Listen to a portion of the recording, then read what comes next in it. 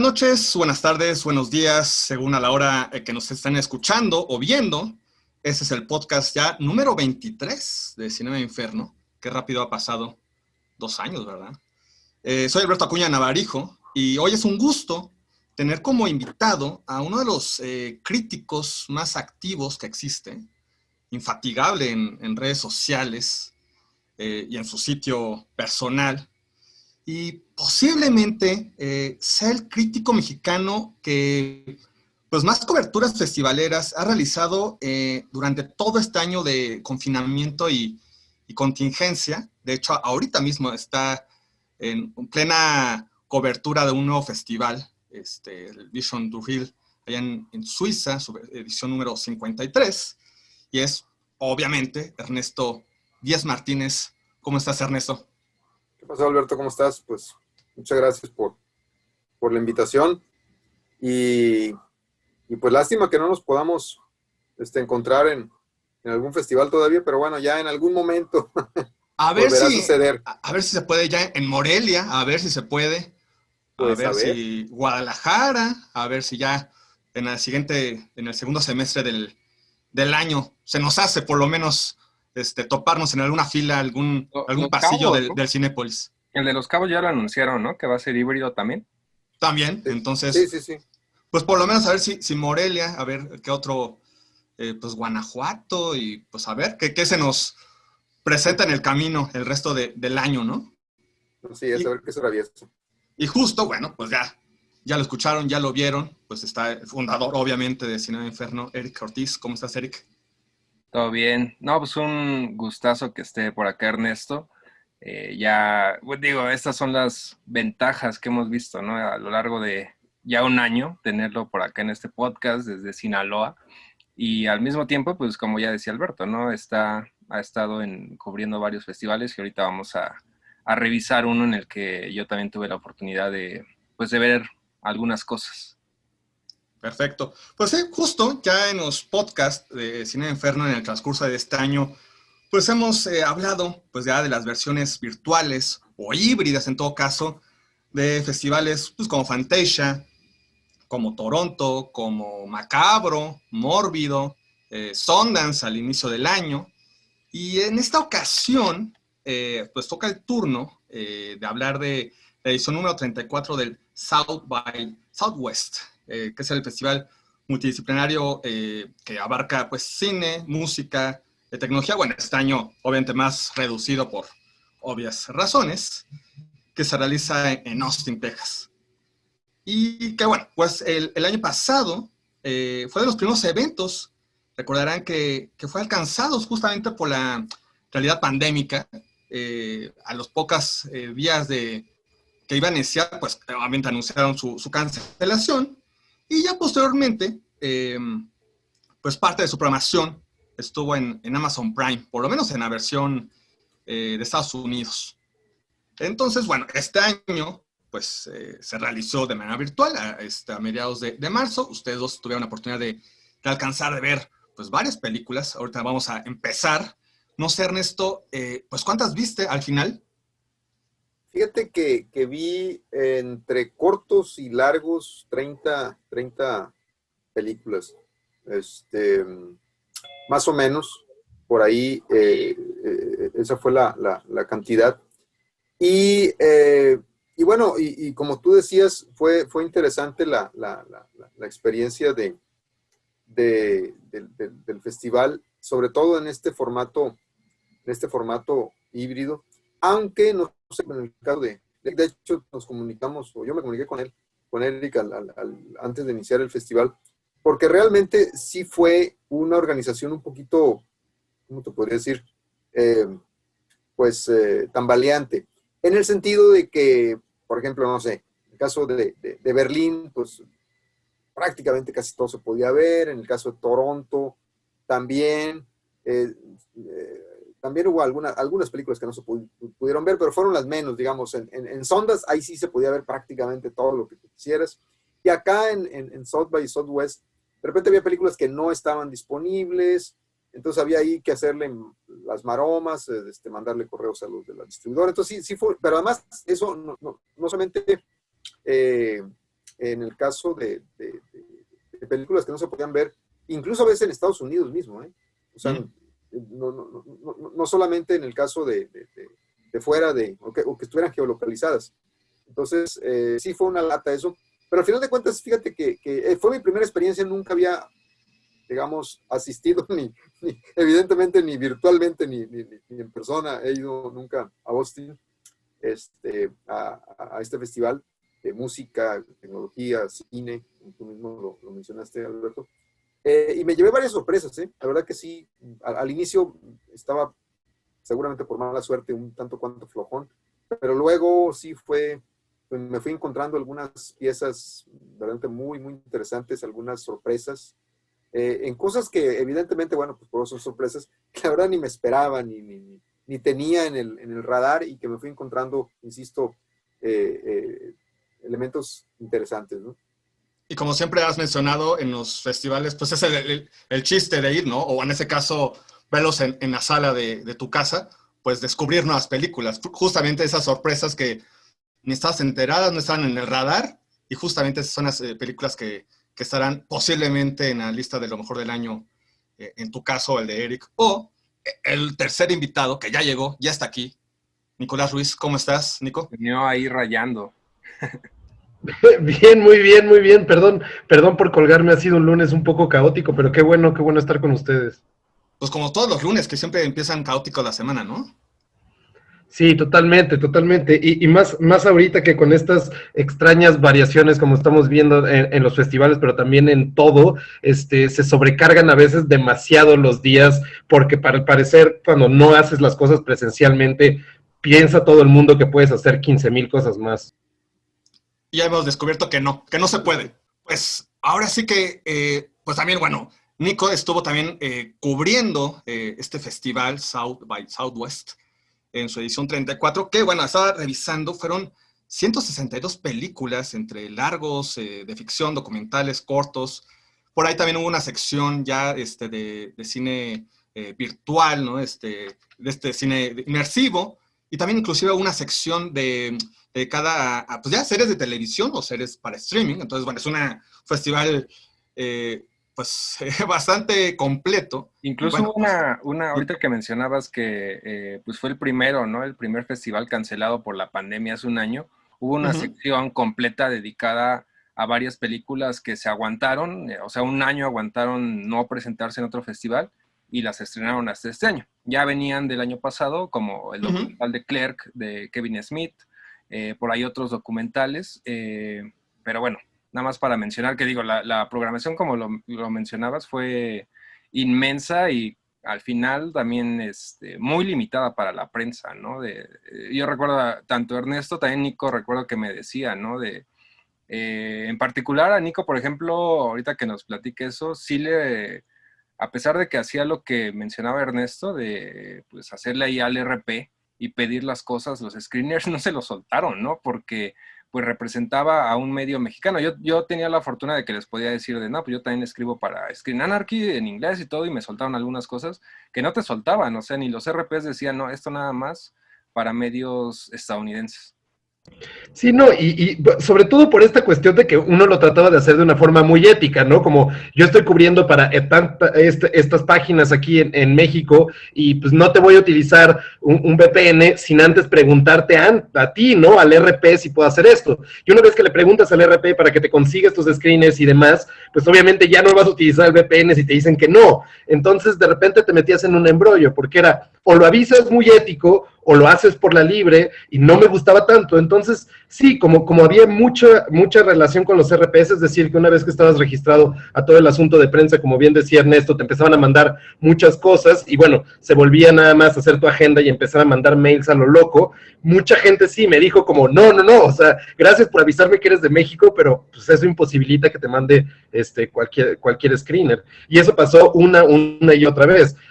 Creo que la cosa, o sea, incluso como en cuando podías hacer tu schedule virtual directamente en la página y eso, que muchísimas películas no estaban disponibles para México, creo que, o sea, toda esa parte fue bastante terrible. Al mismo tiempo creo que el cuarto privado de screenings funcionaba bastante bien y te daba mucho tiempo, en vez de hacerlo como en otros festivales digitales en donde por ejemplo, para la prensa te dan como un tiempo limitado para ver películas. Aquí había películas que te dejaban casi un mes, ¿no? Yo alcancé a ver la de Edgar Wright, la de Sparks Brothers, otra vez, ya la había visto en Sundance, pero duró ahí hasta el 30 de marzo, ya que como más o menos, ¿qué serán? 10 días después de que había terminado el festival.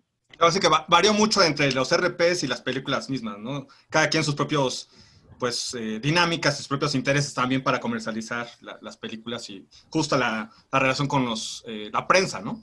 Por lo que estoy entendiendo, y bueno, como lo habéis comentado en algún momento, ya en privado, que Eric, de que pues justamente es un poquito complicado a diferencia de otros festivales, ¿no? Fue un poquito tortuoso para la prensa, ¿no? Sí. Repito, yo tuve acceso, por ejemplo, a algunas películas por el hecho de Screen Anarchy, pero pues si hubiera estado nada más de Cinema Inferno de la página acá mexicana, pues no me las hubieran soltado, ¿no? Todavía en México no está en los planes de los RPs, o bueno, alguno de los RPs, ¿verdad? No sé, creo que también, no sé si, por ejemplo, Ernesto nos podría, que él ha estado en más festivales, pero yo sí noté que los primeros, el año pasado, estaban así, por ejemplo, el Fantasia, que fue de los primeros, soltaron todo. Y de pronto también, por ejemplo, no fue en Fantasia, pero la de Shan Sono, la Red Post on Esher Street, se filtró a los torrents a partir de un festival, creo que australiano, europeo, no me acuerdo de Sí, que dónde. fue ahí su primer mundial, ¿no? Fue Junto su con primer, Michael, no, ahora sí la que primera casi a vez la par, fue ¿no? en Canvas. Fue en Canvas, pero nada más fue en cine. Y a la semana la metieron a ese festival en línea y la subieron a torrents. Entonces yo creo que también empezaron a ver ahí cómo estaba la onda los programadores, los organizadores, y empezaron a cortar así, pues, acceso, ¿no? De que ya no va a ser tan accesible porque pues, ya no solo el hecho de seamos mexicanos o no, ya se las estaban pirateando. Es inevitable, además, al final de cuentas, el propio, vamos a decir, el propio sistema pues, de exhibición te permite, o le permite a mucha gente, pues, tener acceso a, a mucho más material. En mi experiencia, fíjate que casi todo lo que solicité sí me lo mandaron, casi todo. Igual hubo por ahí alguno pues, que igual me dio el avión. Pero la enorme mayoría sí lo enviaron. Además, como bien ahorita decía Nicolás, el asunto era pues, que estaba en el screening room pues mucho material también. Entonces ya con eso, realmente, más lo que te mandaban, los RP, sí me quedaron ganas por ahí de ver alguna que otra, pero pues en realidad fueron las menores. Por ejemplo, me quedé con ganas de ver el documental sobre folclore, sobre horror, que eran más de 3 horas, una cosa así. Pero no fue porque, vamos, me quedé con ganas de verlo porque simplemente por cuestión de tiempo, ¿no?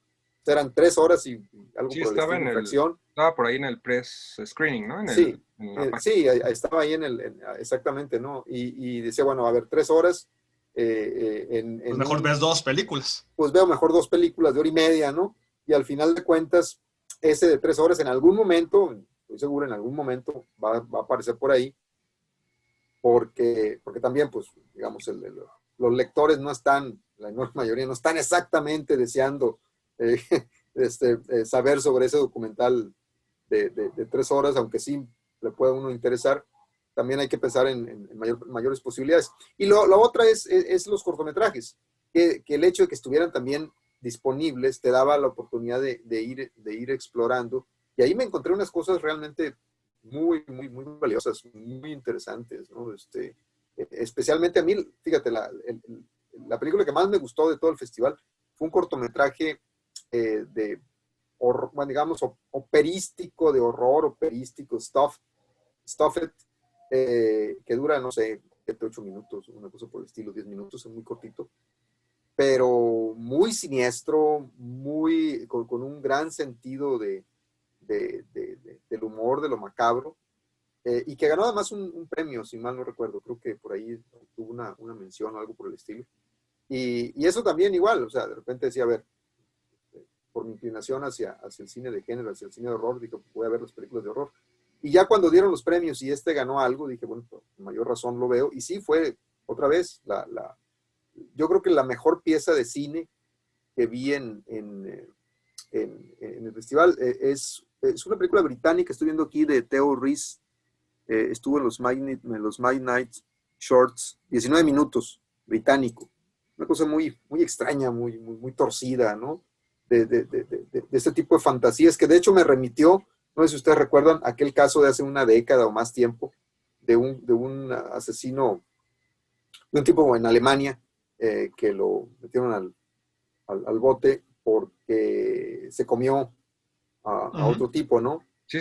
Fue muy sonado ese caso, ¿no? Internet, ¿no? Sí, por internet. Una película Ándale. Underground, por ahí de Sí. 2006 más o menos. Ajá. Sí, una cosa Caníbal así. se llama, ¿no? Caníbal se llama, ajá. Sí, una cosa así, ¿no? Digamos, de principio de siglo, ¿no? Y que básicamente era pues una fantasía sexual. Entonces, más o menos se remite a eso, ¿eh? Una mujer que se dedica a disecar animales y que pone su fantasía, ¿no? De que quiere disecar a alguien y otro que le contesta y que dice, pues yo quisiera que me disequen, ¿no? Y es una historia de amor, torcidísima y ya se imaginarán, ¿no? Suena. Sí, digo, suena por el temita, ¿no? Y los personajes. Y es todo musical, pero además como, no, digamos, en un tono más bien operístico casi, ¿no?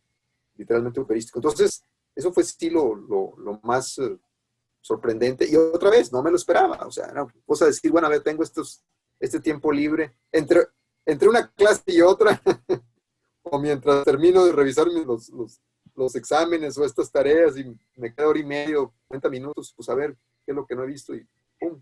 Y pues te encuentras con ese tipo de cosas, ¿no? Yo se me antojó ese. Pues no, justo, yo ahorita que... Yo no vi cortos, yo al revés no vi cortos. ¿Tú lo viste ese, Nico? Porque tú sí viste varios, ¿no? Vi varios cortos, ese no lo vi, pero justamente era algo que te comentaba ya hace rato, Eric, y que habíamos platicado antes, pero que es justo también lo que dice Ernesto, ¿no? La cuestión de tiempo, como los festivales presenciales siempre son el tiempo en donde de repente hay necesidades físicas, limitaciones físicas, no puedes correr más rápido de lo que corres, tienes que comer, tienes que ir al baño, tienes que dormir, ni modo, ¿no? Y aquí algo que me ha gustado mucho en general de los festivales en línea es la posibilidad también de ver tantos cortos, porque normalmente en los paquetes de cortos de los festivales presenciales tenías que sacrificar largos o tenías que sacrificar cosas que estabas cubriendo por ver un paquete de cortos. De aquí sí puedes aplicar esa de que, pues, mientras te tomas un café, como dice Ernesto, antes de una clase o antes de hacer algo o algo más, podías ver un cortito de 5 minutos, 20 minutos y eso. Este en particular que dice Ernesto no lo vi, pero vi varios y de hecho, como estaba viendo ahorita la lista de las películas que vi, y las que están hasta arriba de mi preferencia también fueron cortometrajes. De hecho, fue donde encontré cosas más originales y más interesantes. También por andar cubriendo como más el asunto de género, como tú estabas haciendo, Eric, porque a mí me dieron la acreditación de prensa por Código Espagueti, entonces iba a buscar más las cuestiones de contenido geek. Pues me enfoqué un poquillo más a eso. También yo creo que por eso era difícil que a veces me dieran ciertas películas los RPs, porque a diferencia de Woodlands Dark o de otros documentales que tal vez sí van a tener una corrida comercial internacional mucho más certera, había muchas películas neo-westerns, de horror y demás, que apenas estaban buscando como distribuidora y que no querían arriesgar ningún tipo de como filtración internacional y eso, y pues yo creo que por eso no las permitían. En todo caso, ponle de cortometrajes de terror que vi que me gustaron mucho, había uno muy bonito, muy sencillo, que nada más juega con una planosecuencia truqueada, de un movimiento de espejo en un círculo, tal vez pensando como en la forma de los cuentos folclóricos, y es una vieja canción de horror que se llama A Tale Best Forgotten, y nada más es una cosa muy, muy impresionista, sin prácticamente diálogos, y algo muy bonito y muy bien hecho, como en la forma y en el contenido, en la idea de recrear una cantinela de horror, en una forma cíclica de mover la cámara que funcionaba bastante. Luego había otras cosas ahí como interesantes, de como horror comedia, como Flick, de un tipo al que se le queda pegado un moco en el dedo y que es imposible quitárselo y empieza como a consumirlo. De ese tipo de cortos como los que veíamos muy, muy del gusto de Abraham Castillo en las programaciones de Mórbido, ¿no? De horror comedia grotesco. Y otras cosillas, por ejemplo, como Riclo, un corto también como de 15 minutos, interesante, que era una mezcla entre ciencia ficción y home invasion, sobre como un grupo de personas que llegaban a casa de quien fuera y mataban a alguien porque era una como necesidad imperiosa de destino y tienen que explicarle eso a la otra pobre persona que nada más tiene los sesos salpicados de sus familiares, ¿no? Como los recolectores de riñones de Monty Python, así en una cosa bastante grotesca. Pero estas pequeñas cositas que me encontraba se notaban como muy jóvenes y muy frescas y también fueron de las cosas que más me gustaron. ¿Cuántas películas viste, Nico? ¿En total? Pues como estaba cubriendo Ficunam, que ahí sí le tuve que dar prioridad a eso, pues solo alcancé a ver como 22 películas más o menos. Bueno, Poquito. pero pues es un... Pues, tomando en cuenta justamente lo que mencionabas de la cantidad de películas que hubo en el festival, pues 22, digamos que ese es un buen récord, ¿no? O sea, sí es un buen promedio. ¿Tú, Eric, cuántas viste? No, yo sí vi menos, vi como, yo creo que ni 15 largos. No vi ningún Pero corto, bueno, de hecho. pero bueno, es que sí te echaste el documental del folk horror, que son esas 3 horas, Sí, sí entonces me lo ahí le eché, compensas, y ahí le todo compensas. toda la tarde un sábado se me fue en... Bueno, entre comillas se me fue porque sí me gustó, sí vale la pena, creo. Creo que ya lo platicábamos en algún punto. Tiene sus detallitos, pero en general sí se me hizo de los documentales de terror que valen la pena. Corto, también vi el corto que menciona ahorita Nico también. Hay otro corto que fue el que ganó, si mal no recuerdo, que se llama Play It Safe, pero este no es de horror, sino es un cortometraje muy interesante, muy bien planteado, también inglés, por cierto, también británico, sobre una clase de actuación. Y está planteado, están unos estudiantes haciendo en su clase de actuación, reciben una tarea, pues, toman una cartita y en la cartita viene la imagen de un animal, entonces tienen que actuar como el animal, ¿no? Sin decirle a nadie, ¿no? Entonces, pues inmediatamente para que lo identifiquen, pues prácticamente un juego de así como casi caras y gestos y ese tipo de cosas, ¿no?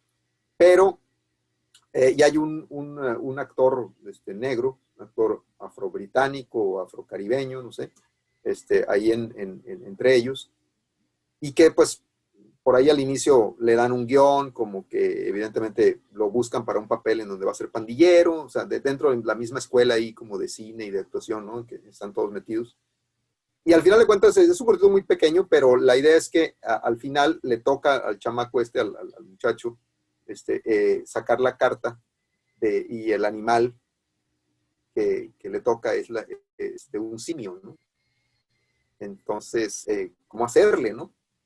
Entonces, cuando los demás compañeros se ven, o sea, todos blancos, de hecho es el único negro, que le toca interpretar un simio, entonces pues se quedan pues, rojos, volteándose unos a otros, y le dicen, no, pues maestra, ¿no? Dice, bueno, si quieres agarrar otra carta, no, pues, y empieza la actuación de él. Y no les cuento qué va, pero lo interesante es tanto el planteamiento de lo que él hace, como dónde se coloca la cámara, porque realmente la cámara se coloca en el rostro de los compañeros de él, no en él. Y es un corto formidable en cuanto a la conceptualización, al manejo de la situación y a todo este asunto también de lo políticamente correcto, de las cuestiones identitarias y de qué pasa cuando sucede. Entonces es un corto realmente muy complejo, a mí me sorprendió mucho también. Y ahorita que mencionaba Nico sobre el cine de horror, hay varias películas ahí que me gustaron mucho, hay de los largometrajes. Hay uno en particular que me sorprendió también, que no sé si lo vieron ustedes, Sound of Violence, esta película de horror. Sí, yo sí lo vi, con el hijo de Mick Jagger, de hecho. Sí. Fíjate que eso sí no sabía, para que veas que era con el hijo de Mick Bueno, Jagger. yo tampoco sabía, pero me tocó entrevistarlo a él y al director. Mira. Entonces ya fue como, no recuerdo. Está muy bien, ¿eh? Es como una especie de peeping Tom, pero con el sonido, ¿no? Una cosa así. Sí, tiene lo suyo. Sí, que de hecho es de las cosas que igual, porque eso también tienen los RPs, que de pronto haces la cobertura en South by Southwest y te dicen, no, la publicas hasta el estreno. Se va a estrenar en mayo esa en Estados Unidos. Entonces por eso yo ahí ando guardando mi entrevista. Ya, sí, en un mes la leemos. La verdad es que a mí me sorprendió mucho. Y la otra que también me gustó, en verdad sí, me gustó muchísimo. De hecho, pues escribí de ella en Letras Libres, ¿no? Esta que se llama Recovery, que es una comedia donde van estas dos hermanas que se van de Albuquerque hacia Washington por la abuela, ¿no? Que está en un asilo de ancianos con COVID. Y hay una, no la abuela tiene COVID, sino que en el asilo hay una explosión, pues, de contagios y van a salvarla, ¿no? Y es una comedia, es una road movie, una comedia que bien podría haber sido hecha en los años 80 con John Belushi, con Dan Aykroyd, con cualquiera de estos, en fin, con cualquiera con Steve Martin, en fin. Y realmente vulgar, escatológica, slapstick, con dos hermanas muy ingeniosas en cuanto a todos los one-liners que se lanzan. Realmente muy divertida, muy refrescante. Yo recuerdo que estaba viendo la película y llegó un momento en que mi mujer abrió aquí la puerta del estudio y dice, bueno, ¿qué tienes, no? Es que le dije, pues, que deberías de haber visto esta película, está divertidísima. A mí me gustó mucho, precisamente por todo. Yo creo que ya ahorita podemos hacer una especie de top 10 de películas del COVID desde... La COVID exploitation ya está. Sí, desde 76, bueno, desde antes, yo creo. Bueno, yo no recuerdo. No, Host, yo creo que debe haber sido la primera película más o menos. La primera, sí, aunque fue como más truco, ahí sí literalmente remitiéndose a los trucos de explotación de antaño, fue esta de Corona Zombies, que fue Charles Band sí. Comprando una película italiana de los 80, la de, ¿cómo se llama? Hell of the Living Dead, ¿no? De un director. Y sí, justamente nada, le pegaron unas cuantas secuencias hechas ex profeso. Ajá. Y pues, le pusieron aquí está Coronavirus, la película. Le pusieron el póster, salían ahí los zombies con el papel de baño, de que ven que al principio los gringos estaban bien locos. Y esa inició como las películas del COVID, aunque pues básicamente, pues, como decía Cuña, o sea, simplemente agarraron esa película vieja, le pegaron nuevas escenas y ya la disfrazaron de película del COVID. Pero sí, yo creo que ya fue de las primeras. Pero sí les funcionó, curiosamente sí les llegó a funcionar un poco, ¿no? Porque nunca faltó la persona distraída e incauta y que sí les funcionó el truco, ¿no? Hicieron la secuela que era una parodia ya de la serie esta de Netflix del Tiger King. O sea, en eso anda ahorita Charles Band, de Puppet Master, pues se anda aprovechando el momento. Y fíjate, a lo que iba es que precisamente desde entonces, ya tenemos más de un año con películas de este tipo, de todo tipo, de toda naturaleza, ¿no? 76 días, el documental de Wuhan. Me acaban de mandar ahorita uno que se va a presentar ahorita en Hot Dogs, que se llama Wuhan, otro, me acaban de hecho el día de hoy o ayer en la tarde me mandaron el screening, no lo he visto, con 5 historias precisamente desde Wuhan. Entonces hay desde el documental que pretende ser serio, denuncia, melodrama, en fin, todo. Pero esta sí fue realmente para mí una gran sorpresa porque está el COVID en el centro de la acción, con todas las paranoias del asunto, porque van en la carretera y pues no se quieren parar para no contagiarse, en fin. Y todo lo que le sucede, ¿no? En el camino. Realmente es muy ingenioso, a mí me gustó mucho, me pareció, yo creo que la película, no sé si la mejor película del COVID que he visto desde que inició todo esto, pero sí por lo menos la más divertida, ¿no? La más divertida de todas, y realmente se necesita también de repente este tipo de cine, ¿no? O sea, este tipo de cine literalmente ochentero, y ahora sí, hecho, protagonizado por mujeres, porque una de ellas, de hecho, es la co-guionista, una de las dos actrices, ahorita no sé se llama el nombre de ellas. Se llama, aquí lo tengo el nombre, se llama Mallory Everton, sí, y Mallory Everton. La co-dirige junto con Stephen Meek.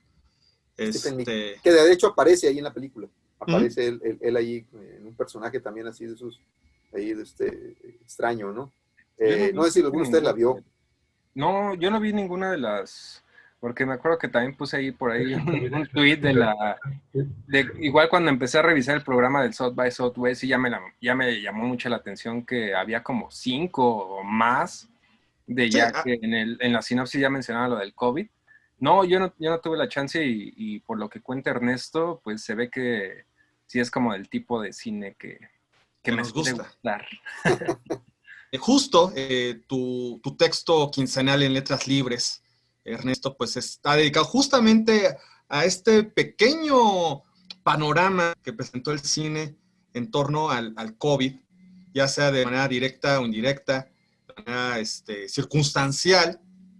Estaba viendo también en la programación, pues fueron cinco películas tú escribiste de 4, ya mencionadas pues una de tus películas favoritas, tanto del tema como del festival mismo que fue Recovery, pero pues hubo otras 3 de las que escribiste, en donde pues hay lo mismo una comedia romántica, lo mismo hay un melodrama.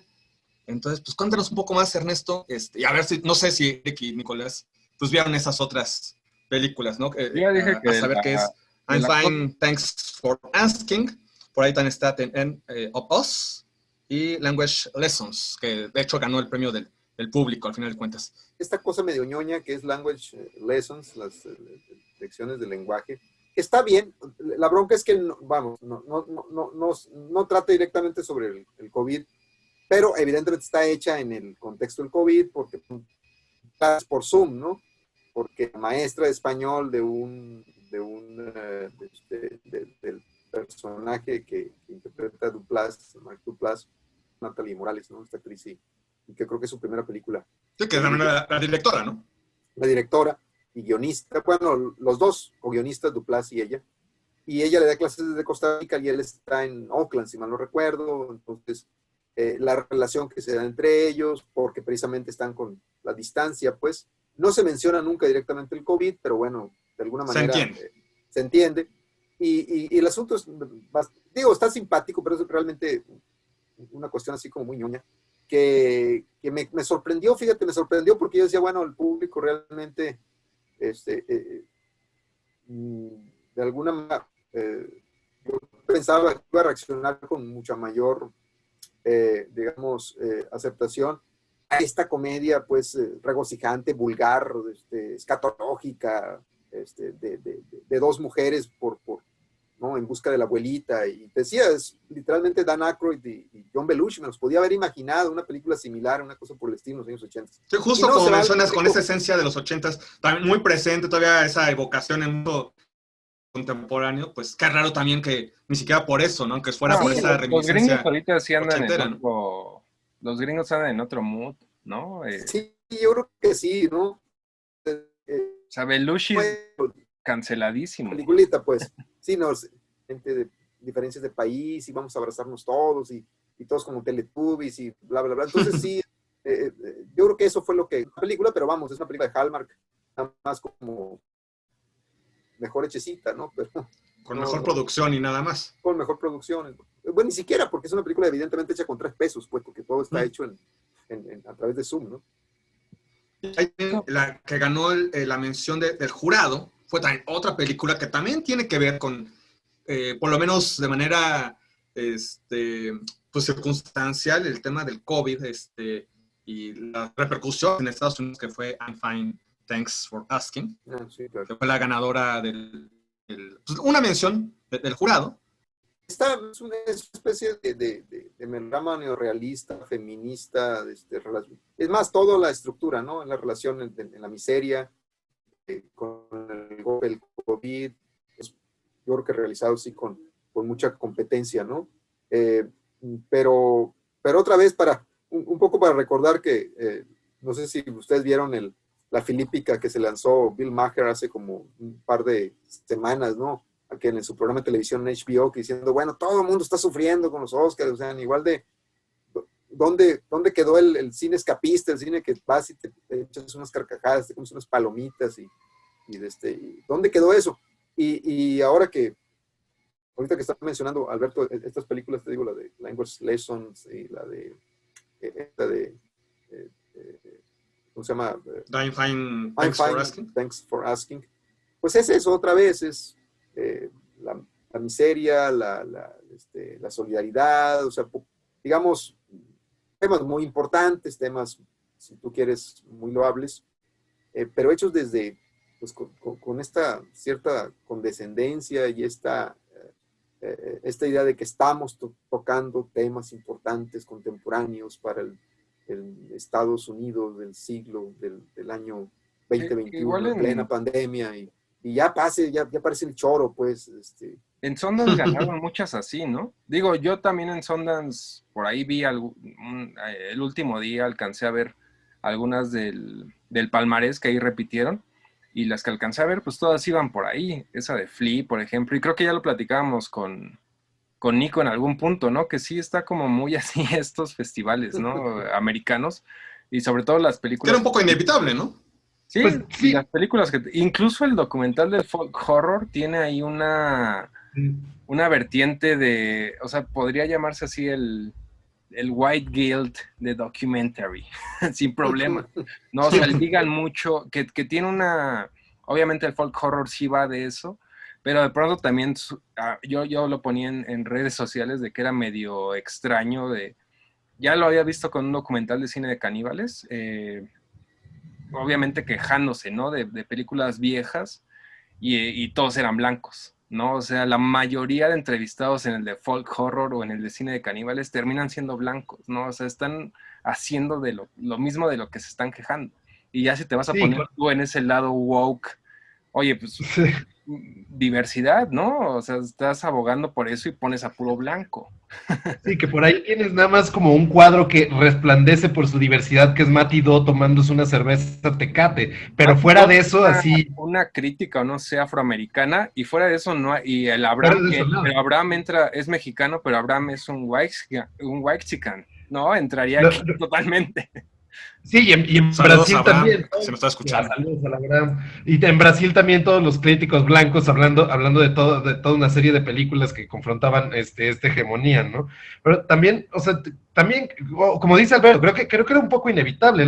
Los gringos están muy dados a la solemnidad y están muy dados a hacer esta idea de las premiaciones. Digo que con los Óscares ha pasado desde siempre. Es cierto que antes también había una mezcla más de cine escapista y esto, pero tienen esta idea bastante como infantil y maniquea de lo que debería ser el cine serio, un cine que se relaciona con la realidad, que se relaciona con las biopics, que tiene que tratar como temas importantes y pesados para la historia americana y que ahorita está llegando a una pesadez insoportable. Y creo que, por ejemplo, o sea, dos de los cortos que me sorprendieron muchísimo, uno de ellos fue premiado, el otro no sé por qué no fue premiado más, pero yo pensé que les iba a gustar a los americanos, tal vez es esta solemnidad, era porque se salían un poco de este juego tan solemne que tienen, a pesar de estar tratando temas bastante fuertes. Uno se llama Don't Go Tell Your Mama, y es como sobre, no sé si lo vieron por ahí, es sobre un chavo, un joven rapero de esta nueva generación del Xanax y la apatía, que va saliendo y él mismo hace un corto experimental sobre su forma de llegar a traducir su pensamiento en letras y esas letras en fama frente a su comunidad. Esta idea de como relegar a tu comunidad y dejar atrás de dónde vienes para vestirte de oro y vender otra idea, ¿no? Lo que llevó a la idea trágica del Talk Life de Tupac o lo que sea, pero lo hace como con una función bastante loca del cine experimental y de una cuestión ahí medio onírica, deseosa y muy interesante, que me sorprendió muchísimo por la forma, porque aquí sí no se iba a la misma solemnidad de culpa racial en Estados Unidos, y lo hacía de hecho como bastante simpático y no sé, era en verdad muy divertido. Y otra, que se llama Bruiser, que trataba temas sobre los traumas de la masculinidad trabada en la comunidad afroamericana, que eso es todo un problema, ¿no? Y es sobre la relación de un padre y de un hijo, y este padre que le está enseñando a su hijo a levantar pesas, a no depender de nadie, a agarrarse a madrazos cuando alguien lo insulta o cuando alguien está al límite, y es la reacción del hijo frente a como todo este dolor que le está transmitiendo de tener a fuerzas que representar algo, ¿no? Y todo este tema parece como de una solemnidad impresionante y la película lo trata de una forma no nomás bastante tierna, sino que sí sale mucho de estos cánones repetitivos de lo que están haciendo los gringos en su culpa racial. De nuevo, me sorprendieron estos documentales y me sorprendieron justamente por eso, por la solemnidad culposa, chafilla y, como dice Ernesto, por language lessons medio ñoñita. Hablando de lo solemne, en ese caso no por lo racial o lo social, pero sí por el personaje al que se está refiriendo y su problemática de salud, pues fue el caso del documental Introducing Selma Blair, que viste, Eric, y que de hecho también recibió una mención del jurado en la sección de documentales, que de hecho fue de las primeras con las que empezaste No tu sabía cobertura, ¿no? No sabía que había ganado. Sí, por ahí una de las menciones, justamente la explicación, hablando de esta solemnidad, es de, pues obviamente el tratamiento hacia el personaje, quién es este personaje, entonces pues Yo cuéntanos Porque, pues de No, hecho, a ti te agarró de sorpresa, no sabías de quién era, ¿verdad? no, yo debo de confesar, yo pensé que era de Linda Blair, o sea, vi el programa así como ¿Qué de pasó? y dije, va a haber un documental de Linda Blair, eso A lo lo tengo mejor que se ver. llamaba Linda Selma Blair. Sí, neta. Y ya que lo veo, obviamente, o sea, por Hellboy sobre todo, luego la reconocí y dije, no, es Selma, ¿no? Y no sabía, la verdad no estaba al tanto de su enfermedad. O sea, es como algo mental, pero también físico, ¿no? Tiene dificultades para caminar y, o sea, sí fue como una sorpresa en ese sentido, un shock, porque sé que es, ya después, obviamente viendo el documental, terminas entendiendo de que es prácticamente como una influencer en Instagram y que mucha gente, ¿no? De que no conoce esta enfermedad, obviamente no es cáncer, ¿no? O algo así tan famoso, por así decirlo. Mucha gente la ha tomado Es una como enfermedad como muy figura. específica, ¿no? Sí, esclerosis, algo así. Este, y sí, mucha gente que tiene esta enfermedad, pues la ha tomado como una fuente de inspiración, ¿no? Para que se conozca y todo. Y, Sí, y mencionaba el cáncer porque como que lo relaciona luego. También le van a hacer unas quimioterapias, entonces pues se corta el cabello para que no sea el shock, ¿no? De irlo perdiendo y todo esto. Creo que funciona por ahí el documental, o sea, sí sientes feo, ¿no? De verlo en este lado y al mismo tiempo, pues sigue adelante, ¿no? Creo que eso es como el punto. Tampoco es, digamos, que un documental lo mencionábamos en otra ocasión con Nico, de que muchos de estos documentales, más allá de proponer algo en forma, o digo, el de Edgar Wright, por ejemplo, sí lo propone, es más por la historia, ¿no? O sea, este documental es muy básico en ese sentido de que pues nada más andan ahí, la acompañan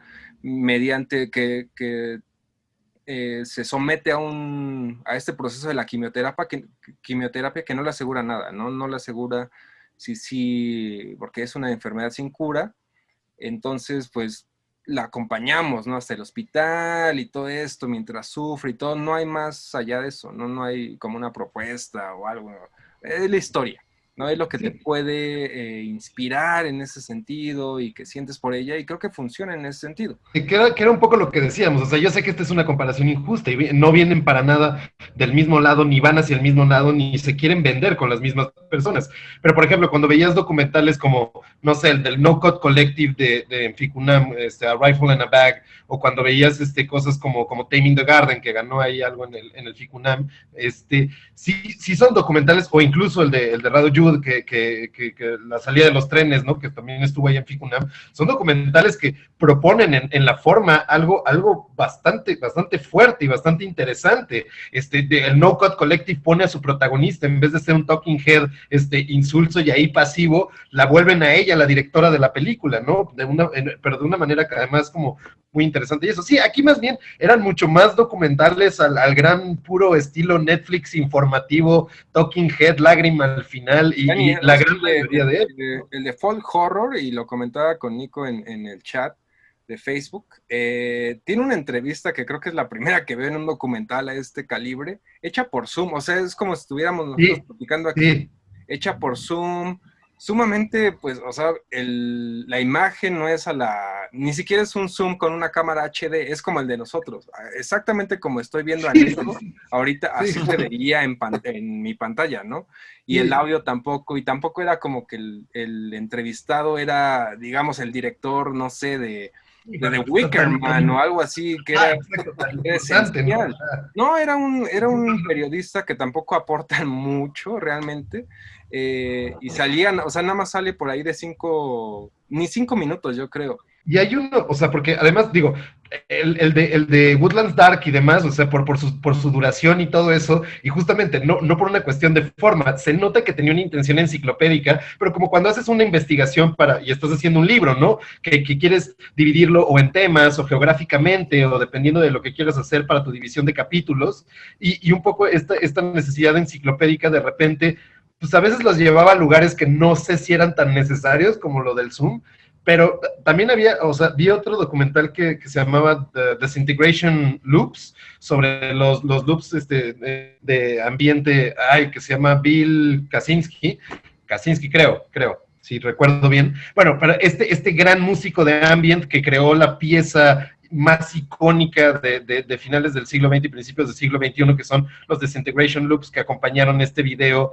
del humo de las Torres Gemelas en la última hora de luz del 11 de septiembre de 2001 en Nueva York, ¿no? Y es un personaje interesantísimo, pero pues no había forma de grabar esto a los 20 años de los Disintegration Loops sin hacerlo por Zoom, porque se estaba cuidando y demás, es una persona no grande, pero que se estaba cuidando medio paranoica y demás. Entonces todo está hecho por Zoom, las entrevistas, pero entiendes que las entrevistas con él están hechas por Zoom. Ahora, el director, él mismo, en un afán bien raro de un protagonismo totalmente extraño, se pone todo el tiempo en pantalla en este ir y venir de Zoom, su cámara es peor que la del otro, y además el otro es un gran personaje que de repente no se da cuenta que lo están filmando, entonces se para y está en calzones y estás viéndole el paquete al vato durante un rato porque no le importa y porque no se da cuenta y eso, y tiene algo como muy divertido en esa parte. Pero la necesidad del director de ponerse a cuadro con esta tecnología, no sé, según yo arruinaba y le quitaba mucho, además al protagonismo único que debería tener este personaje que vivió toda una revolución musical, o sea, le hizo las fotos a los álbumes de Jeff Buckley, que creó como estos grandes lugares del post-punk en Nueva York, y que después fue olvidado durante tantos años, en el asunto de la música ambiente, hasta que logró estas piezas que se desintegraban solas al ser reproducidas. Y bueno, está padre, pero de nuevo, como este formato del Zoom que ya vamos a ver mucho, a veces está terrible, a veces lo puedo entender, pero creo que se va a tener que hacer mucha reflexión al respecto de cómo se van a elaborar estos talking heads a distancia. Sí, de hecho, espérame, nada más para corregir, más bien sale en el documental el director de Blood on Satan's Claw.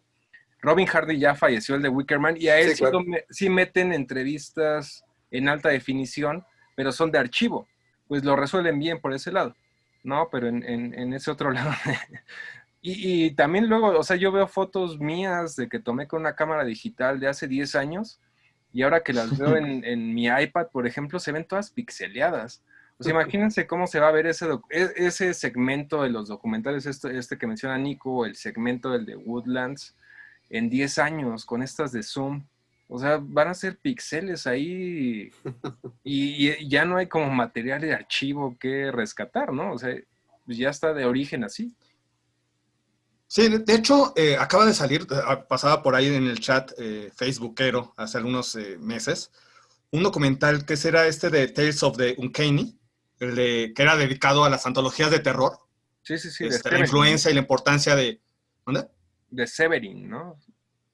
De Severin. Que también fueron los... Es justamente un documental en torno a las antologías de terror desde los años 50, desde los 80, lo que ha pasado en el siglo XXI, y prácticamente, o al menos, no lo hemos visto todavía, no hemos tenido la oportunidad, pero al menos en lo que vemos el tráiler y las imágenes publicitarias, pues todo es por Zoom. Y además se ve también con la peor calidad posible, igual. Ni siquiera se dedican por lo menos a cuidar un poco, o darle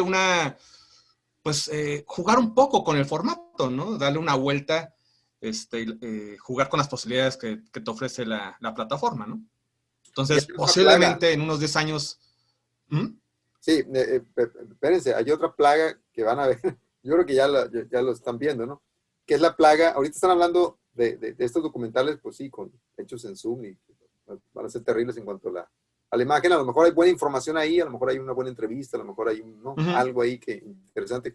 Pero luego está lo otro también, que es el cine poético COVID, ¿no? O sea, toda la bronca de que estoy encerrado, sufro mucho. Híjole, no me ha tocado, pero sí me ha tocado. No, yo ya he visto varias cosas. El cine documental poético, y ahora con COVID, híjole. Y que dijo, se ve que ahora, yo no sé cómo estoy encerrado aquí, qué bárbaro, o sea, estoy sufriendo muchísimo aquí. Pues como el documental que salió para Netflix, esta antología, ¿no? Pues sí, pero de repente por ahí había alguna cosa ahí rescatable, ¿no? Había 2, 3 cosas ahí rescatables. O cuando ves la va de Chantal Ackerman sobre su viaje a Israel, bueno, tiene un punto, y habla hermoso, y es totalmente literario, pero dices, no, a este vato que no conozco, que está encerrado en su departamento de Narvarte, no me interesa.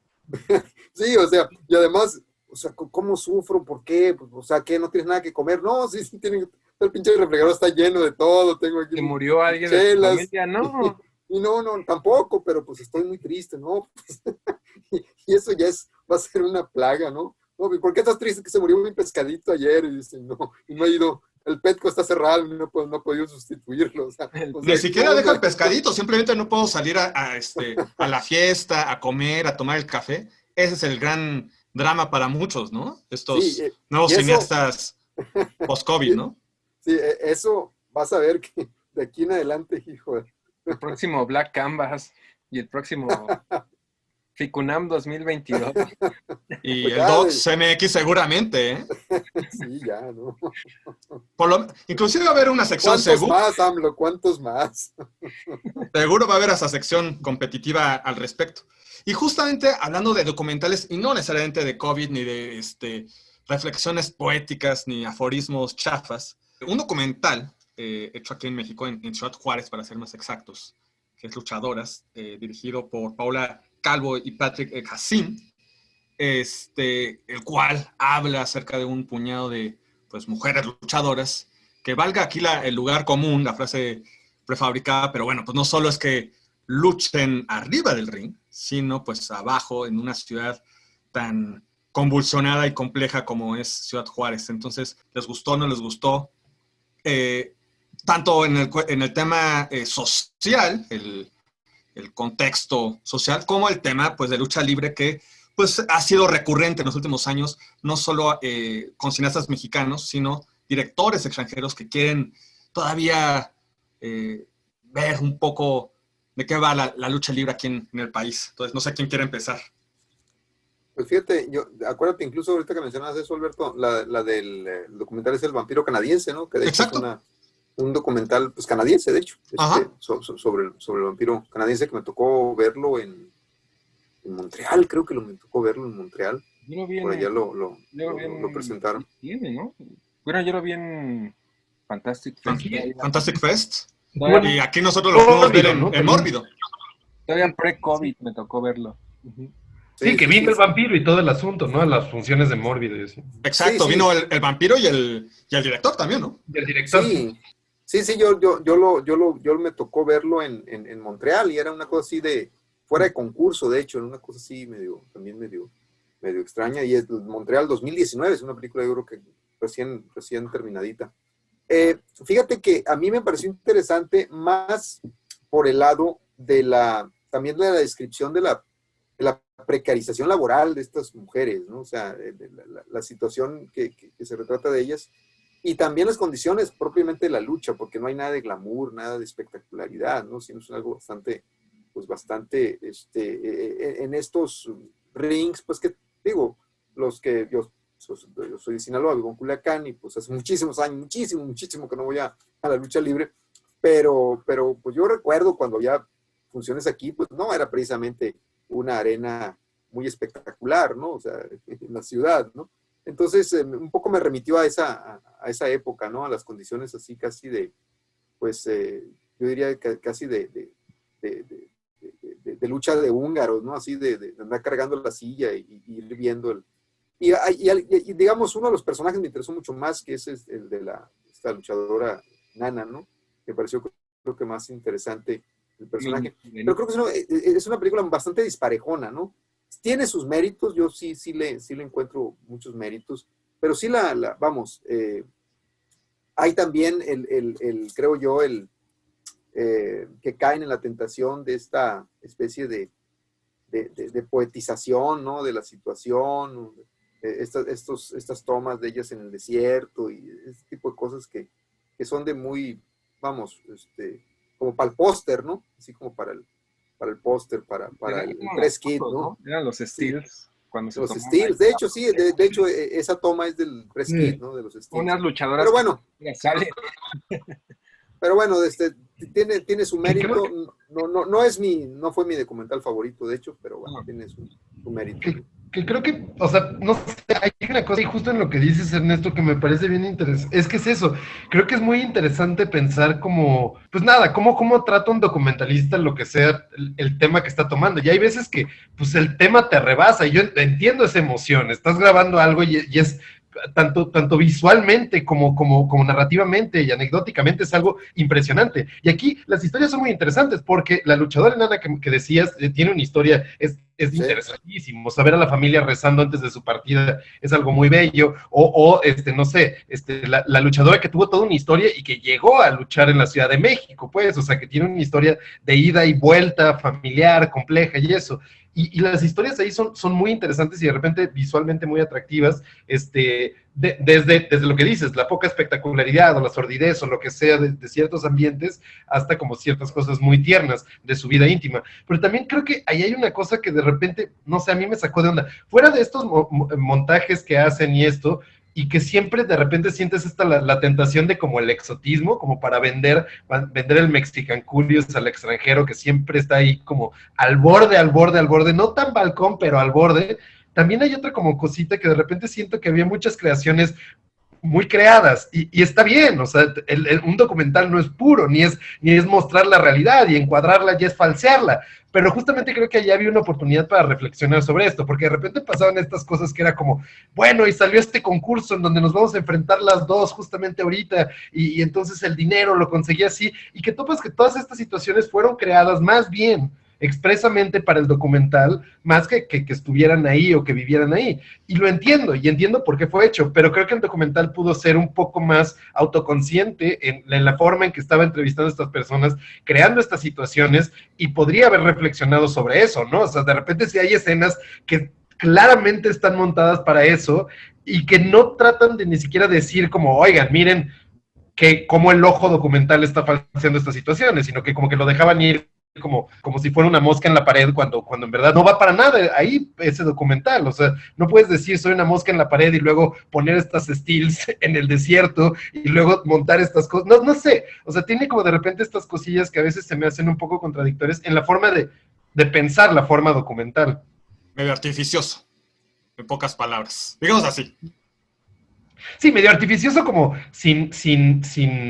o sea, sin reflexionarlo, porque te digo, puede ser totalmente artificioso, o sea, y no sé, digo, el ejemplo extremo y ya clásico es Oppenheimer con The Act of Killing, ¿no? Pero, y ahí sí, pues balconeas lo que estás montando y lo vuelves teatral. Aquí creo que tenían como que querían el pastel y también comérselo. Al inicio de este podcast, bueno, pues Ernesto nos comentaba de una de sus películas favoritas del festival, que fue Stuffed, este corto británico de terror. Y mientras tanto, pues no sabemos ahora, en el caso de Eric, lo que sé, su película favorita fue Swan Song, ¿no? Sí, yo creo que de las que vi así, que no había visto, sí. Por ahí también la de Edgar Wright, el documental, pero ya lo había visto en Sundance. Y en el caso de Nico, ¿cuál es tu película favorita? Pues les digo, no vi mucho, entonces tampoco no voy a hacer nunca un top. Bueno, pero pues de lo que viste, pero de lo que llegaste a ver. La que más me gustó, de largos fue Violation, que me la había recomendado mucho Eric desde hace como ya muchísimo, y... Creo que a todos nos está recomendando esa película, más bien. Sí, y vaya, ya la vi, y claro, o sea, por supuesto que está ahí encima la comparación con Promising Young Woman, que no me voy a meter mucho en eso, pero... Sí, a mí Promising Young Woman no es una película que me guste particularmente, o bastante, me parece bastante efectista y que tiene unos problemas serios con su idea y su propuesta política, pero Violation me pareció muy, muy tremendo en esto, y justamente, si quieres, en un sentido bastante intenso y simbólico sobre la idea de presa y ¿cómo se llama? Y cazador, pues, o de víctima y de victimario. Y creo que es una película bastante devastadora y bastante cruda y bastante seca sobre el acto de matar, sobre la idea del consenso y en general sobre como una naturaleza humana depredadora. Me pareció muy interesante, me dejó muy pensativo y y creo que de los largometrajes fue el que más me gustó, porque hay muchas cosas que yo quería ver y que quería que me gustaran, como el neo-western de Echoes of Violence, que al final se me hizo bastante medianón, bastante chafa, como Executive Order, basado en la obra de teatro Namibia Now, de Asunción Sao, y que sonaba como algo bien interesante sobre la idea pues nada, de una orden ejecutiva en Brasil, cargado a la extrema derecha, en donde empiezan a correr a todas las personas de raza negra del país y a repatriarlas en un éxodo, ahora no en un éxodo de panafricanismo Marcus Garvey, sino en un éxodo nuevo, forzado, y la película que intenta tener, y tiene cosas interesantes, al final es de estas adaptaciones del teatro que no acaban de cuadrar, y pues en todo eso, al final lo que les decía, lo que más me sorprendió fueron algunos cortos, y la película de largo que más me gustó, sí, fue Violation, sin duda. Sí, esa es la película que más ha recomendado Eric en pues como 2 meses ya llevas, ¿no, Eric? O sea, también te gustó mucho, ¿no? No, o sea, sí me gustó bastante desde Sundance. Creo que tampoco fue mi película favorita de Sundance, tampoco de South by Southwest. Pero sí se me hace muy interesante. Sobre todo porque hemos visto, en particular del cine de género y de terror o de venganza en este caso, todo lo que se dice, ¿no? De que estas películas de la nueva, el elevated genre o el terror de cine terror artístico, o regular ni siquiera subvierten lo que ya habíamos visto, ¿no? Y creo que esa de Violation, nos guste o no, porque pues, obviamente es una película que tampoco creo que va a tener como una difusión más grande de la que ya está teniendo, porque ya se estrenó en Estados Unidos y la mandaron pues a Shudder, de hecho ni siquiera tuvo, obviamente muy lejos del nivel de difusión que ha tenido esta de Promising Young Woman. Y que como paréntesis, quiero ver también las reacciones de Violation, porque no creo que sea una película también no, para nada. bien recibida con estos aplausos entusiastas de No. Promising Young Woman. Pero bueno, es que también esa de Promising, yo he visto, hay muchos detractores y muchas de ellas son mujeres. Pero a lo que me refería es de que más allá de que nos guste o no, creo que genuinamente siento que es de las pocas que sí dicen, ok, vamos a darle un giro, ¿no? Vamos a darle sobre todo al Rape Revenge, vamos a cambiarlo, ¿no? Digo, no he visto esta de Promising Young Woman, no podría comentar respecto a lo que propone y lo que subvierte y todo, pero esta de Violation sí le da toda la vuelta, ¿no? Para empezar, el antagonista, por así decirlo, no es un criminal, no es un tipo que, o sea, es el amigo, es el cuñado de la protagonista, pero no solo esto, sino que se conocen desde la época de que eran universitarios, hay una relación muy cercana, tampoco la escena pues, del abuso sexual no se parece a nada de lo que yo había visto dentro del género. Es como de esta, donde la protagonista está más confundida, ¿no? Que otra cosa, no es... Claro, obviamente que entras a terrenos medio raros de lo que vaya a decir, de que claro, una violación total, la otra no, pero me refiero, ¿no? O sea, I Spit on Your Grave, la violación dura como 10 minutos, ¿no? sí. Y aquí es mucho más abstracto, ¿no? Como el momento y eso, pero al mismo tiempo sigue, o sea, sí hace referencia a ciertos símbolos, ¿no? Las uñas en el pasto, o que se quedan las manos ahí, y la piel y demás. O sea, sí hay como una referencia como el Rape in the Woods, que está por ahí, la mosca y demás, pero que nunca acaba con eso. Y mientras tienes además como un coro gregoriano cantando algo medio, o sea, hay como una canción atrás que no tiene nada que ver como con la crudeza de las otras escenas, ni el sonido, nada, ¿no? Y mi referencia era Lars von Trier, por ejemplo, así como ese mood. Ya entrevistándolos me dijeron que era Fat Girl. No recuerdo el nombre de la directora, por ejemplo, de Catherine Breillat. ella, y también Michael Haneke eran sus dos principales referencias, pero digo, va por ahí. Y luego el lado de la violencia, en el sentido de la venganza, que también creo que más allá de que es muy explícita y todo, en ningún momento es una venganza satisfactoria o catártica, o sea, por todos lados, y también tiene una estructura narrativa donde te ponen la venganza en medio de la película por lo mismo, ¿no? De que no se trata de, como la gran mayoría de estas películas, donde en Thriller, la película sueca, pues sí termina, ¿no? Como la misma Spit on Your Grave, ¿no? Estas escenas donde al final la protagonista termina vengándose y te sientes bien, ¿no? O sea, más allá de lo que pasó anteriormente, pues se termina vengando y le va bien, no pasa nada, ¿no? Acá al revés, ¿no? Te deja pensando en las consecuencias que va a tener que tomó ese lado de la venganza, ¿no? Por todos esos lados me parece muy interesante, ¿no? Regresando, bueno, pues justo Nico mencionaba Violation como una de sus películas favoritas y como mencionaba, pues has puesto en tus redes que Swan Song, pues de Todd Stephens fue tu película favorita del festival y además, bueno, a quien entrevistaste para la ocasión, ¿no? No, también fue una sorpresa muy grande porque pues Udo Kier, digo, sabemos que es abiertamente gay, pero yo, al menos yo, y sobre todo recientemente los papeles que había hecho, más allá de que usualmente y en el cine de género le dan pues papeles que debe de filmar en 1 o 2 días, o sea, muy chiquitos, ¿no? Y aquí sí, o sea, es su papel en grande por primera En vez. muchos años, ¿no? Él mismo decía eso, ¿no? En la entrevista que desde la época de Blood for Drácula y Flesh for Frankenstein, que no sentía que le daban esa importancia, ¿no? Más allá de que haber trabajado con Lars von Trier o Gus Van Sant, ¿no? Un montón de directores famosos y reconocidos, no le habían dado esa importancia, ¿no? Y es una película, a mí, Loki, por ejemplo, esta la última película, bueno, sí fue la última ya, ¿no? Sí, la de Harry Dean Stanton. Sí. Es más o Stanton. menos, podría ser el equivalente. Digo, seguramente Udo Kier, como filma y todo, pues va a seguir haciendo cosas, pero es ese equivalente, ¿no?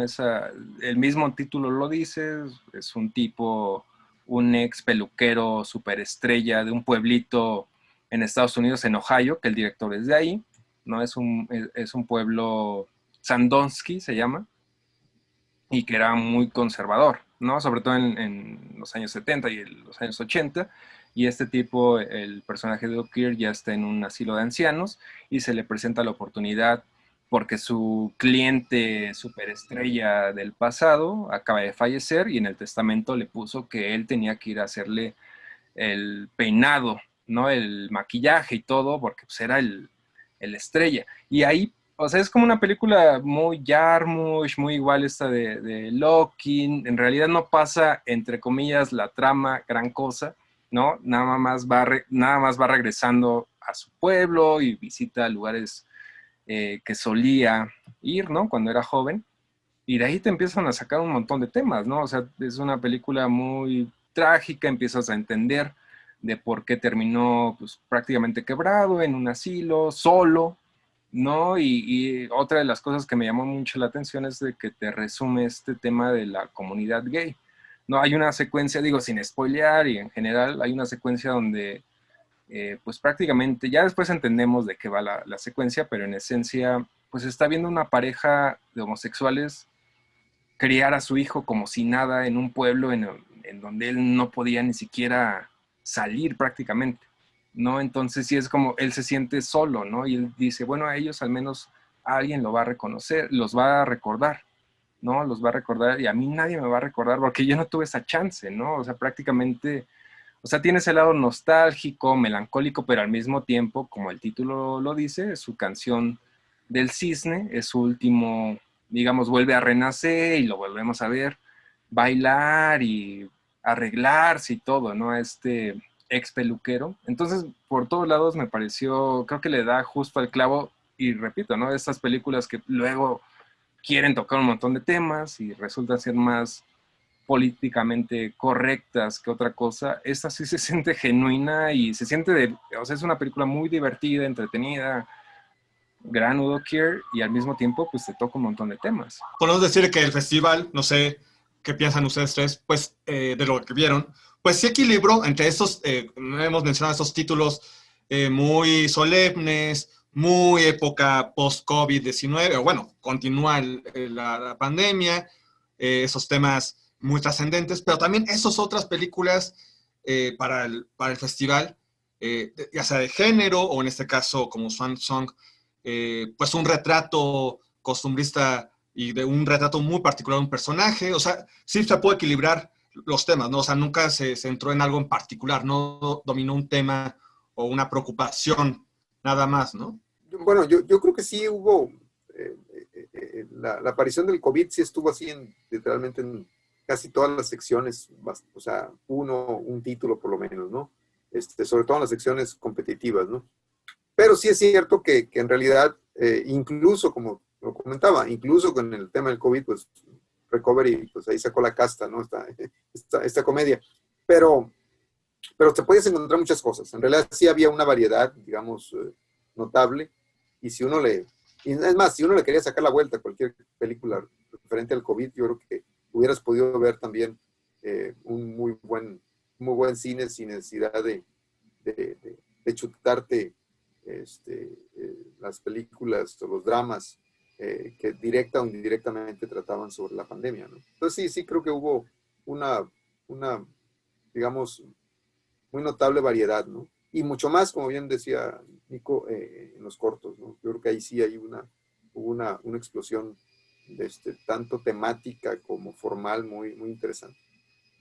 Sí, que yo no sé, o sea, digo, no sé, de nuevo, no vi tantas películas para opinar muy ampliamente de eso, pero creo que, por ejemplo, dentro de las que vi, había muchas películas, muchos largos de los que vi, sí se sentía esta cosa que, no sé, supongo que ha de pasar también en ciertas proyecciones de Sundance y supongo que ha de pasar mucho aquí en South by Southwest, que se sentían como estas películas que estaban tentando a la suerte, ¿no? A ver cómo funcionaban para buscar distribuidores y eso, y muchas hechas más a la rabia, muchas estudiantiles, o no estudiantiles, y no lo digo despectivamente, sino más bien de óperas primas o de algo que estaba iniciando con poco presupuesto y con mucho más como voluntad de echar para adelante que verdaderos elementos como de producción para hacer algo tan ambicioso. Entre todo eso, creo que justamente muchos de los cortos, no importaba de qué tan jóvenes fueran los creadores, tenían elementos muchísimo más interesantes que los largometrajes que vi, como decía Ernesto. Y no sé, me faltaron muchísimas cosas que me quedé con muchas ganas, o sea, nada más de cosas de género, me quedé con ganas de ver muchísimas otras cosas. Pero, por ejemplo, en documentales que también vi muchos, por más que había temas interesantes, no sé, como el documental de Hulu sobre WeWork, que a mí me pareció interesante porque yo me tragué el Kool-Aid alguna vez como reportero de tecnología, fui en 2017 a hacer una entrevista con el CEO de WeWork de Latinoamérica, y pues no, yo andaba echando luces acá como qué maravilla del lugar, esta cosa va a cambiar la forma en que trabajamos, me tragué completamente el Kool-Aid y pues ahorita viendo este documental sí sientes algo muy interesante sobre la necesidad de creer millennial en algo que va a cambiar esta suerte medio horrible laboral que existe para las siguientes generaciones. O Alien on Stage, que tenía una cosa muy simpática de retomar la idea del fanfiction y cómo esto puede llevar a ser como unas comedias inesperadas. Pero en general, los documentales, ninguno vi que como que en verdad cuestionara la forma, por más que había temas interesantes y bien tratados, y en las películas tampoco, y algunas incluso las vi bastante precarias y no muy interesantes, y que no creo que vayan a dar mucho de qué hablar después. Pero en los cortos sí, y en los cortos sí, tal vez esos nunca los vamos a ver, pero tal vez haya voces por ahí que te encuentras ahorita en un corto y que en unos años vayan a hacer cosas bastante interesantes, o ojalá al menos. Vamos apuntando los nombres entonces de estos directores cortometrajistas, ¿no? Sobre todo porque puede ser por ahí que lo podemos encontrar, no sé, en Vimeo, que siempre ha sido como un espacio para el cortometraje justamente independiente, arriesgado, siempre ha sido un canal por ahí, ¿no? Importante, ¿no? Nada, hay que rascar un poquito, nada más. Eso sí, detenerse un ratito a esa plataforma, mismo YouTube, y pues ahí rascarle, ¿no? Estar buscando los nombres, ¿no? Porque sí, efectivamente sabemos que ni en México, ni en Estados Unidos, ni en Inglaterra, ni en ningún otro país es muy fácil vender el cortometraje, ¿no? De manera comercial, con o sin pandemia, ¿no? Yo sí encontré un tema en cine de terror y cine de género en esta sección de Midnighters, que ya lo hemos visto, ¿no? El folk horror. Ahora es el nuevo tema. Ahí había dos ficciones, Gaia y The Fist, que de pronto ves el documental también y obviamente cumplían con todas las reglas, ¿no? Que igual el documental es una propuesta, ¿no? De que el folk horror es más allá de un puñado de películas británicas de los años 60 y 70, pero entraban totalmente, ¿no? Entonces, por ahí va. Y ya lo habíamos visto, ¿no? O sea, hay películas como Luz, una película colombiana, que tiene mucho Estuvo de... haciendo comercial hace algunos meses. Sí, sí, sí. Estuvo en Mórbido también, que tiene mucho de The Witch, Uh-huh. mucho de Midsommar, por ejemplo. Ahí va a estar, ¿no? O sea, el terror va por ahí ahora, como que es el subgénero medio extraño, que es como un subgénero en retrospectiva de un tipo ahí que se le ocurrió poner el término como tal y de pronto empiezan a ver en retrospectiva, no, pues hay un montón de cosas que entran con las mismas características, ¿no? Y por eso es un documental de 3 horas, pues meten un montón de cosas. Entonces creo que por ahí va el lado del terror, vamos a tener mucho folk horror.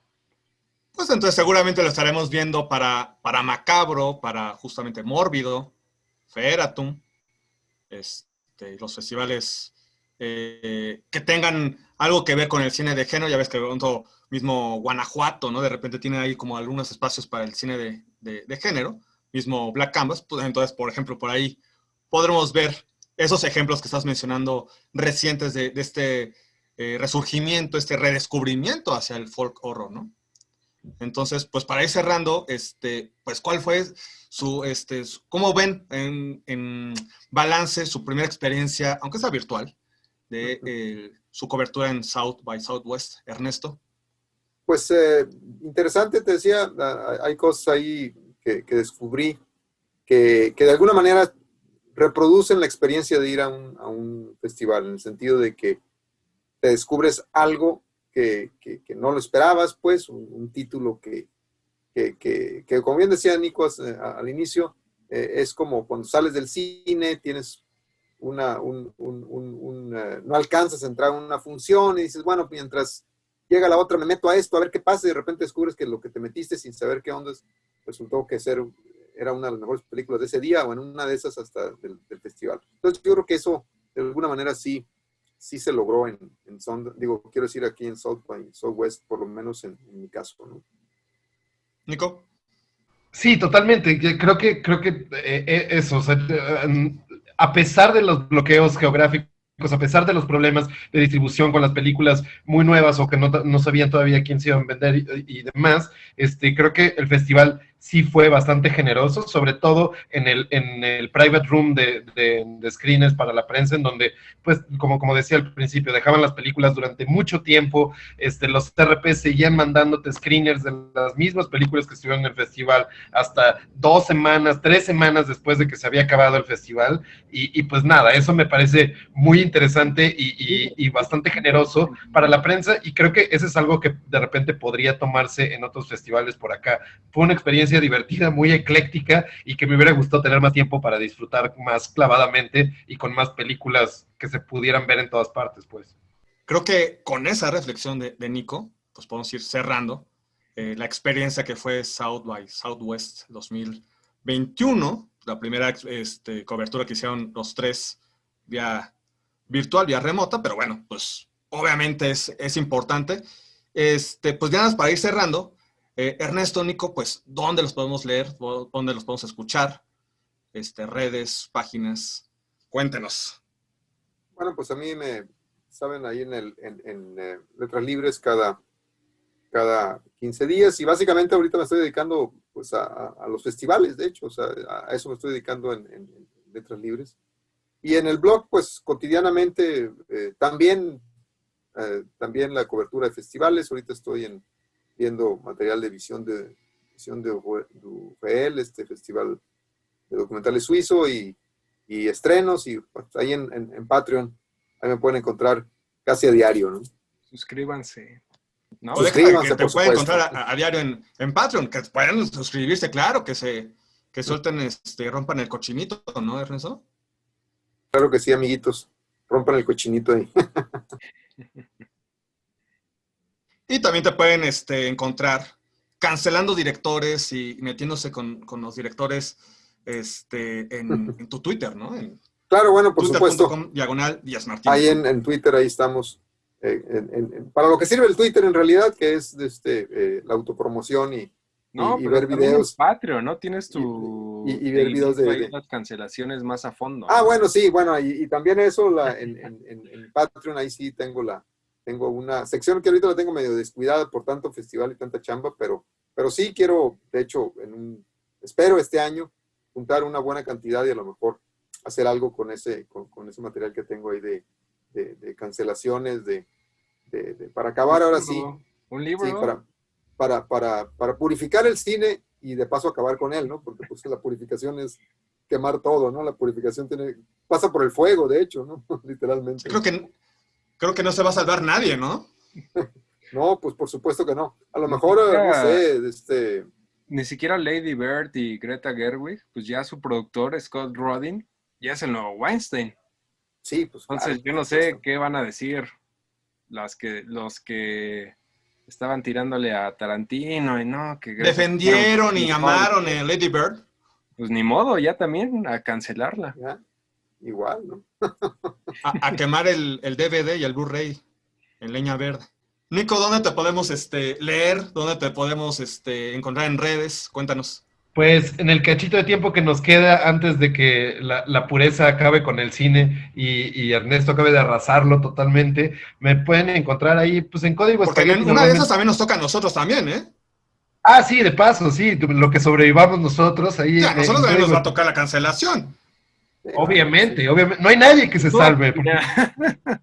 No hay pureza moral. Y el último que se vaya, nada más que apague la luz, por favor. Todo tu cine de ficheras, Acuña, y... Sí, no. Bueno, cuando vean las sexicomedias y las de Maribel Guardia, ya con eso me van a cancelar.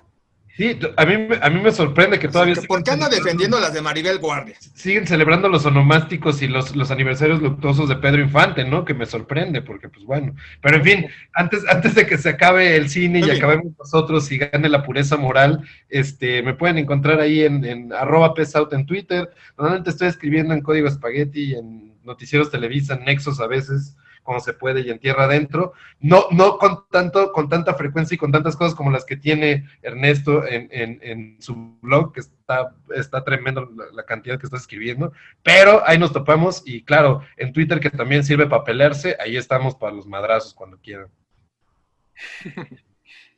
Ya escucharon a Nico, cuando quieran, madrazos con él, Y Eric, además de obviamente Cinema Inferno, ¿dónde te encontramos? ¿Dónde te leemos? Cuéntanos. No, pues ahí mismo, y en mi Twitter. Ya tampoco pongo muchas cosas. Eric Ortiz G. Ya por salud. Y pues, es mental. Sí, ya nada más nada más con leer el timeline diario, ya con eso es suficiente, ya para que quieras meterte en broncas en madras, ya con eso. Así es. Pero nada, recuerda a la gente que nos está leyendo, viendo o escuchando, pues las redes. Sí, de hecho la página es cineinferno.com y las redes Cinema Inferno MX. Pues muchas gracias. Pues perfecto, Ernesto. Pues con eso vamos cerrando.